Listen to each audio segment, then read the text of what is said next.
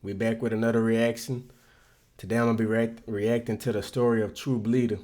True Bleeda was a Baton Rouge rapper, and I don't really know too much about him or whatnot, but I did used to listen to his music. He had some real good music, and he ended up being murdered. So that's all. Probably that's all I'm gonna say. I'm gonna let the video do the talking. Done. I'm gonna give y'all my thoughts on it. True Bleeda was an 18-year-old rapper who was on his way up in the industry. But before he could make it out, the wild streets of Baton Rouge caught up to him, and he was tragically killed in February 2022. His death was a major blow to the Baton Rouge rap scene, but most people don't know just how crazy the situation was. So today, we're breaking down the story of True Bleeda and the war in Baton Rouge.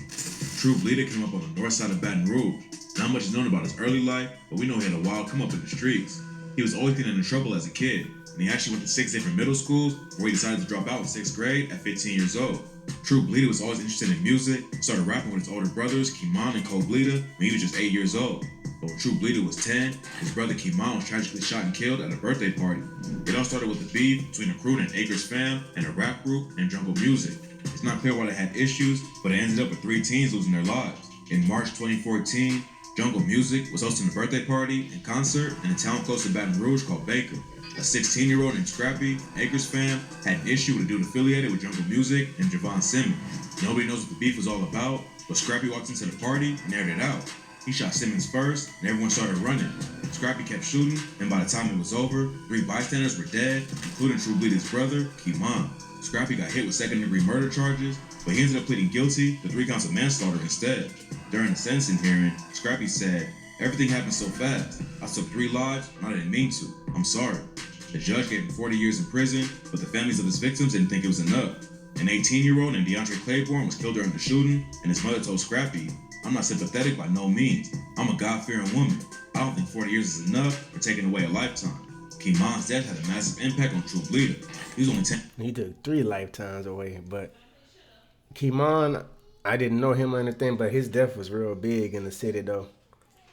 It was around the time where I think Instagram was just starting to get popping or whatnot, and a lot of people was posting him and putting him in their bio and stuff. Like it was a lot of people, so I know his death was a big thing in the city around whenever he passed away. 10 years old when it went down, but he later started the Bleedas with his brother Cole Bleeda, and this is when the situation in Baton Rouge started getting messy. The Bleedas are linked up with sets like the 5400 Boys, 300, and TBG. Fredo Bang was actually best friends with DeAndre Claiborne, aka Crazy Trey, who was one of the victims during the shooting where True Bleeda's brother Kimon died. TBG is the crew that Youngboy used to rap before he split up and helped spark a deadly war in the city, and now the beef is crazier than ever. The Bleedas' main ops is a set called the Vultures.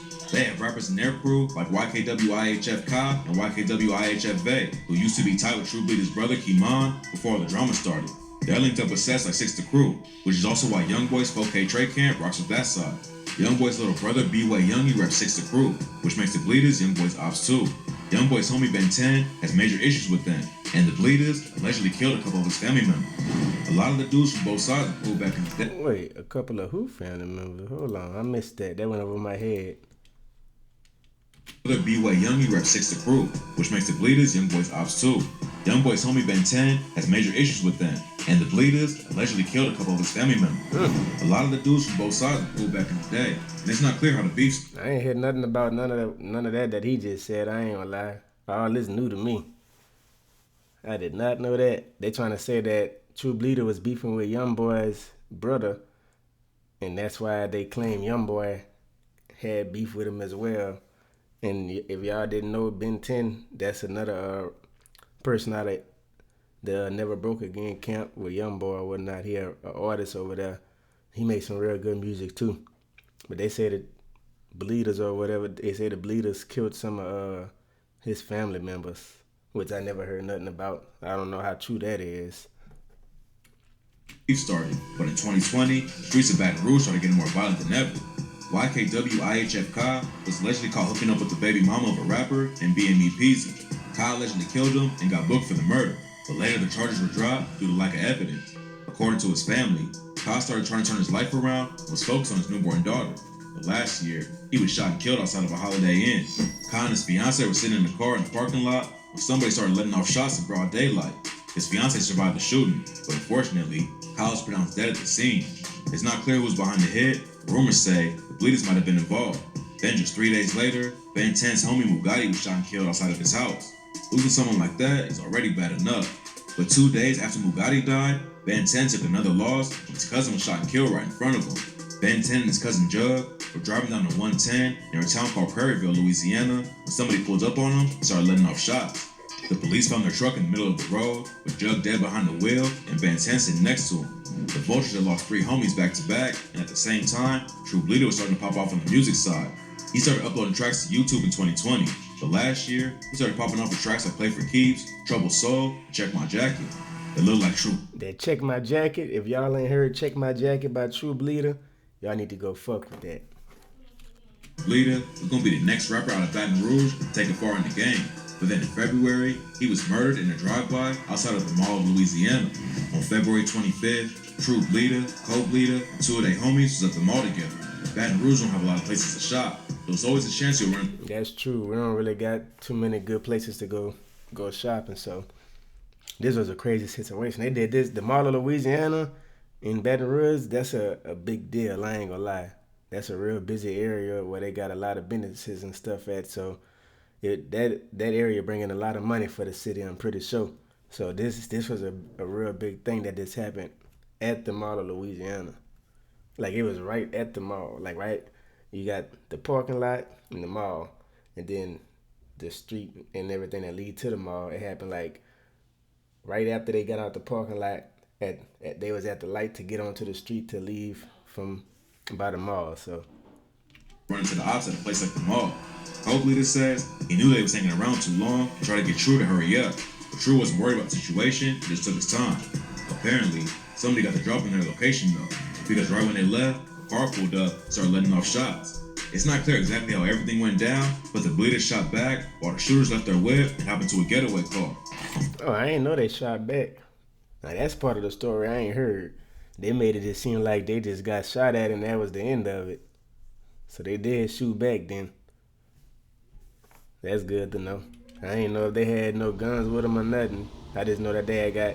And then, man, when this first happened, y'all, people was posting videos of the crime scene and all kind of shit, bro. And they had some fucked up shit. I ain't gonna lie, bro. That shit was fucked up. Unfortunately, True and his homie Clifton Lindsay were both killed in the shooting. A couple months later, a dude named Dubug was arrested for the hit. Dubug's from a set called Bankstown and was tied with shot from the Vultures. It's not no set called Bankstown. Talking about a set. It's not no sets, and we don't got no sets out here. This ain't no gang area or nothing like that. That's just a group. Vulture. It looked like. Well, actually, Bank's not even a group. I'm tripping bad. Bank's not even a group. That's just a part of. That's an area in Baton Rouge. It's called Banks. It's not no group of people or nothing like that. It's just like a neighborhood type shit. That's all. Like True Bleeda's case is gonna get solved quickly, but now he's being held until they can get enough evidence against him to start the trial. After True Bleeda was killed, the ops started dissing him on social media immediately. Ben 10 hopped on live, listening to the last song True Bleeda dropped before his death. Then some vultures clowned him by saying his homies were gonna be wearing funeral clothes. Before he died, one of the dudes True Bleeda worked with all the time was his homie TG Commons. They had a lot of tracks together, like Preaching, Real Love, and Play for Keeps. TG Commons, he pressure too. Y'all need to go fuck with him. I'm pretty sure if y'all from Baton Rouge, y'all had to have heard of both of these dudes. But if not, y'all need to go fuck with TG Commons. He nice with it. He'll have you turned up for sure. But now Commons linking up with the ops. Youngboy previewed a new track where he shouted out Commons and said, "I just talked to Commons. What's going on?" I ain't gonna lie. When Youngboy was making all these videos with XO, I think that's his producer. He was making all them videos with him, man. He was dropping some bangers. I ain't gonna lie. A lot of them songs he was leaking them was pressure, boy. I watched one of them. They had like, not to get off topic, I'm gonna make it quick, but it was like a island type song. I ain't gonna lie, it was pressure. If y'all need to go find this video on YouTube with him leaking them songs, cause he had played some pressure shit. I ain't gonna lie. No, I got you. It's not clear how they ended up squashing the beef, but linking up with Youngboy could be huge for Commons' career. Moving past the violence, trying to make it in the industry is a great thing, but obviously, not everyone's cool with the situation. True Bleeda's cousin Jermaine hopped on IG and wrote, $1 million. My cousin dead. I ain't squashing nothing. Thomas could just keep the beef going and just cause more violence or end up dead himself. But instead, he's trying to make it out the streets and level up. And if more dudes had that mentality, the rap game wouldn't be losing so many talented artists before they even get a chance to grow up.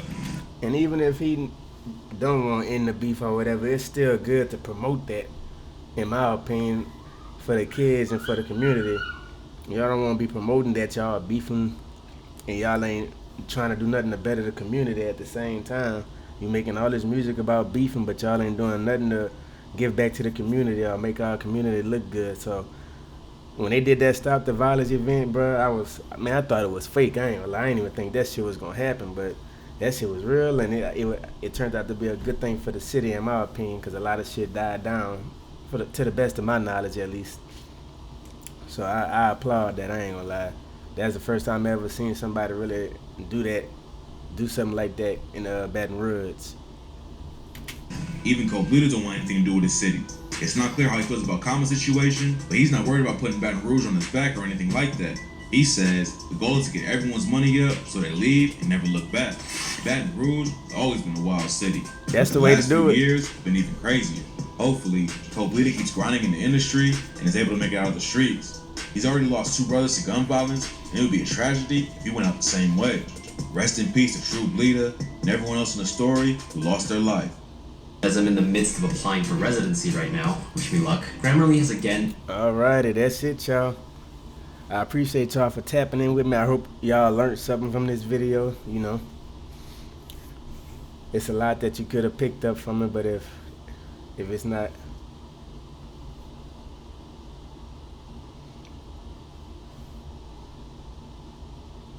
I appreciate y'all for watching. I'm gonna catch y'all in the next reaction video or whatever I decide to do.